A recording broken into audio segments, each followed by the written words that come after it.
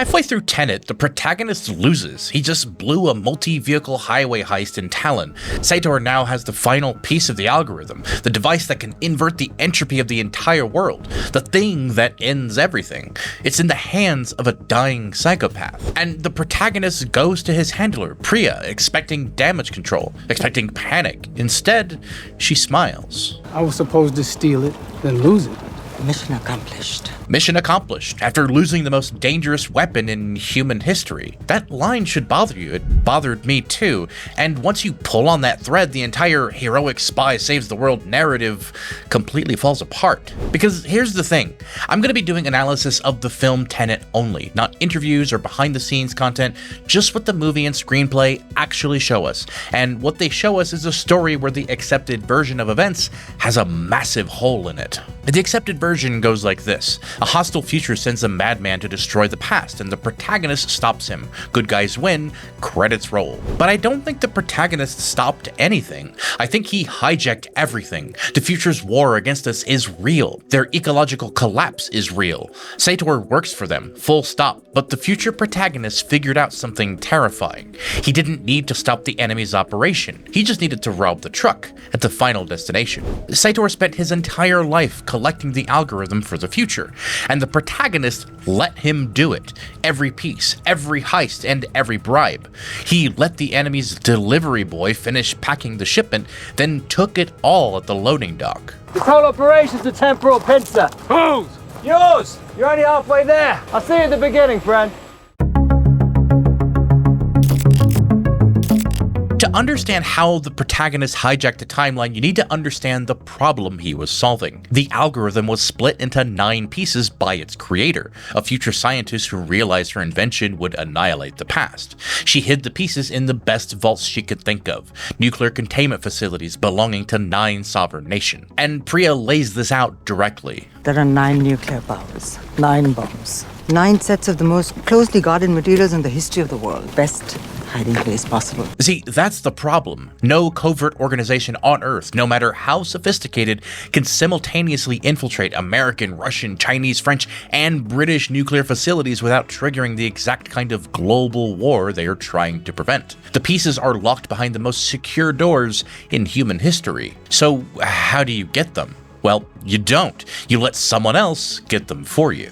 The future has their own plans for this. They recruit Sator, a teenager in the ruins of Stalsk 12, a Soviet closed city wiped off the map digging through the radioactive rubble for plutonium. He stumbles onto the time capsule containing gold bars and instructions, and Nolan's screenplay describes the moment very plainly. He lifts out some papers which have his name on them, revealing gold bars underneath. The future antagonists fund Sator's rise. They provide the venture capital for a teenager from the collapsing Soviet Union to build a global criminal empire. And Priya confirms this. Sator's lifelong mission, financed and guided by the future, has been to find and reassemble the algorithm. Sator spent decades doing the dirty work, bribing officials, raiding facilities, building an arms-dealing empire specifically tooled for accessing the most secure locations on Earth. He has a procurement contractor working for the enemy, and the enemy told him he was a god. Or a god of sorts. Like I said. He believed every word of it. That's what made him useful. His ego and his nihilism made him predictable.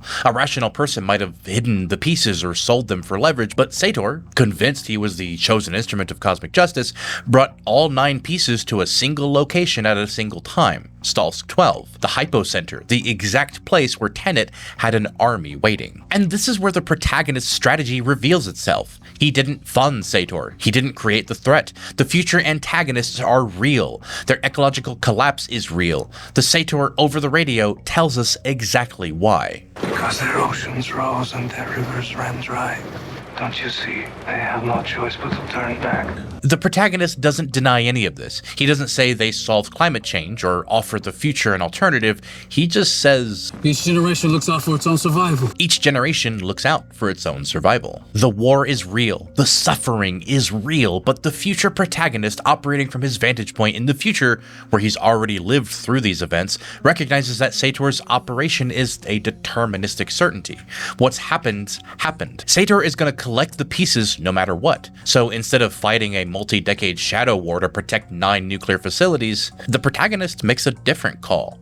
He parasitizes the enemy's logistics. He lets Sator do the heavy lifting. He builds a trap at the finish line. Now, you might be asking, well, if the protagonist always planned to steal the algorithm in the end, why fight Sator at all? Why the highway chase and the massive battle? Because the younger protagonist doesn't know this. That's the entire point of the ignorance is our ammunition doctrine. He has to fight like he means it. His conviction has to be real. If he knew the strategic goal was to let Sator acquire the 241 at Talon, he'd hesitate and act differently. The whole choreography falls apart. The Talon heist wasn't a failed robbery, but a handoff, and Priya confirmed it to his face. You want Sator to get the last section. That is the only way he'll bring together the other 8. She told him the quiet part out loud. The goal was never to keep the algorithm from Sator. The goal was to make sure Sator finished packing the shipment so Tenet could intercept it at the drop point. And at Stalsk 12, that's exactly what happens. But the mechanics matter here, and the film is very specific about them. Sator doesn't have a button that ends the world. He has a dead man switch linked to his fitness tracker.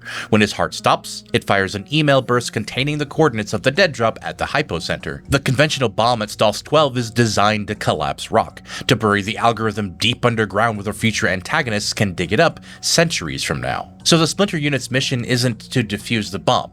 The bomb goes off as planned. Their job is to lift the algorithm out of the hole before the rock seals it shut. Then Sator dies, his email fires, and the future digs up an empty grave. We hide it. We end our lives.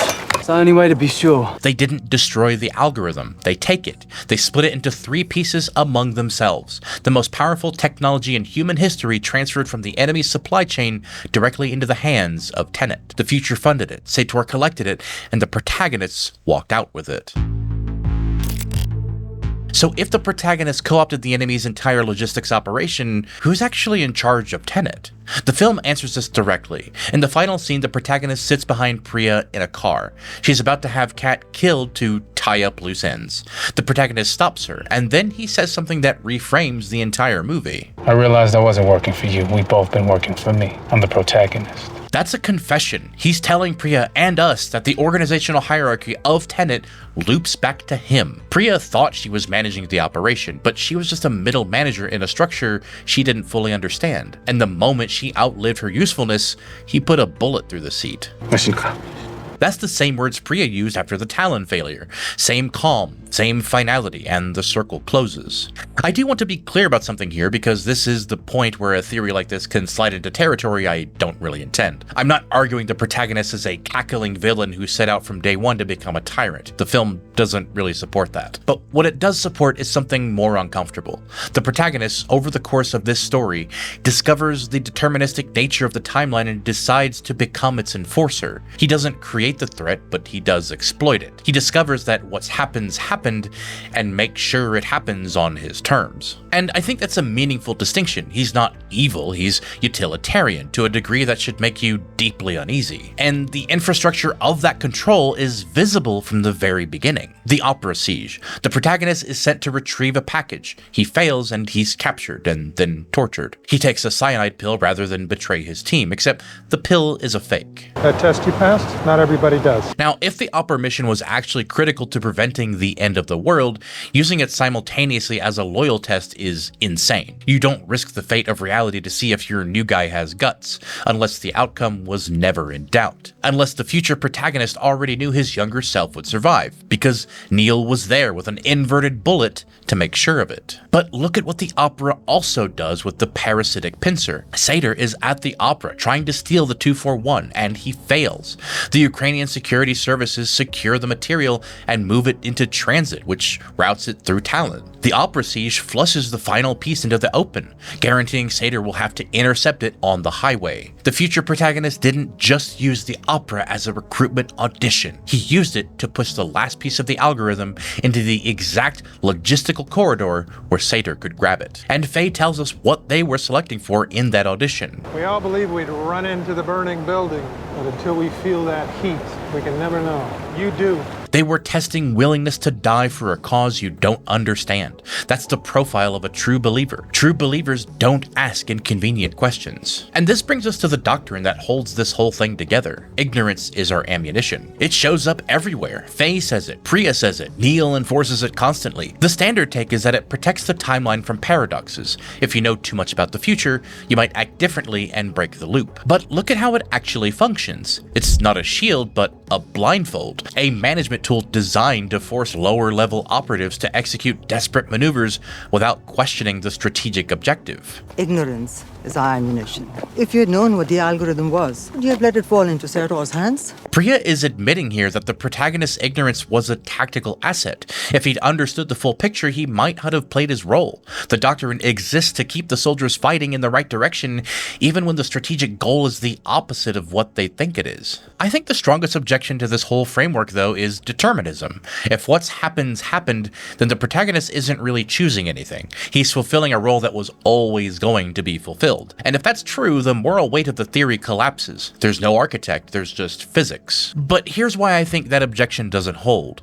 Look at Neil's farewell. But can we change things if we do it different? What's happened's happened, which is an expression of faith in the mechanics of the world. It's not an excuse to do nothing. Not an excuse to do nothing. Neil is drawing a line between accepting the mechanics and surrendering to them.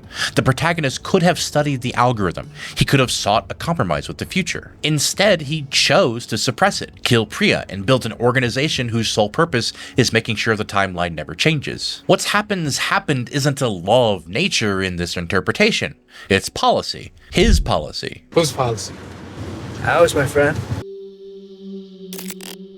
So everything I've laid out so far is the intellectual spine of the theory, the logistics and the evidence, the operational mechanics. But there's an emotional cost to this framework that the film kind of buries in plain sight, and it centers on Neil. We need to talk about who Neil actually is. The popular theory, and one the film heavily implies without confirming, is that Neil is Max, Sator's son, Kat's boy, the kid we see at the school gates in the final scene. The name evidence is thin on its own. Maximilian. Reversed gives you something close to Neil. In a movie built on perfect palindromes, Sator, Aripo, Tenet, Opera, Rotas, that's suggestive but not conclusive, and the timeline logistics are extreme. Max is roughly 10 years old during the events of the film. For him to become 30-something Neil, he'd have to age forward 15 years, get recruited by the future protagonist, then spend a full decade living inverted, breathing canned oxygen completely sealed off from normal human existence just to travel back to the events of the film. It's mechanically possible within the rules, but it pushes them very hard. Whether Neil is literally Max or simply another recruit molded by the future protagonist, the emotional math is identical, and the future proof of their bond is right there in the first meeting. At the Bombay Yacht Club, before the protagonist has said a word about what he drinks,